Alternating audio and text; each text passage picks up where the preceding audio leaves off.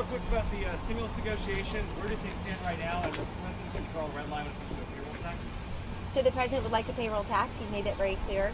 The president is poised to sign a Phase 4 package into law if it's reasonable and it meets a lot of demands. Very happy to hear Leader McConnell say a few things. One, that he wants us to benefit lower income Americans.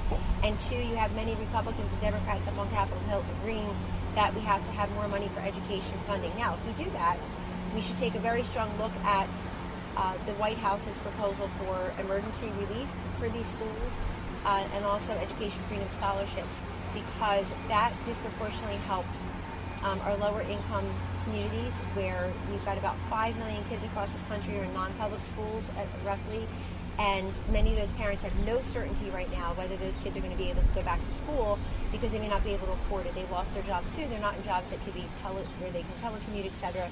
They're taking other jobs. But while you as a parent want to know that your child can return safely, you also want peace of mind that where they work, the continuity can be there because you have money for that education.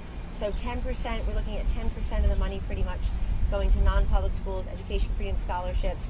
$13 billion or so has already been invested in the schools, but I think to make sure the schools have what they need to safely reopen and to make sure that all the schools, public and non-public, can also receive their kids safely, we'd look at that as well. So I think there'll be, what I'm happy about, what I feel really bullish on, if I can, Mark, is that this last CARES Act had very little dissent. There were a few people like AOC is, I'm not going to vote for her, nobody followed her off that silly cliff.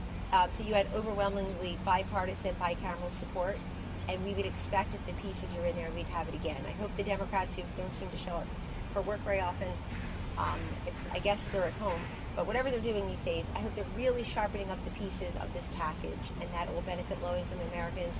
It'll keep our humming economy along, and it really should focus on these kids, because we don't want these kids to be forgotten any longer. I want to follow up just on that. It's just the unemployment insurance. Is the White House support a specific number that would extend either the $600, $400 extra per month or a week? We're looking at that. I mean, again, we're going to see what Congress negotiates. We certainly have leaned all the way in terms of the president saying this is what's important to keep the economy humming, to keep these businesses online, literally and figuratively, small business formation, consumer confidence, but also maybe some of those constituencies that didn't benefit the first couple times around and need a big boost.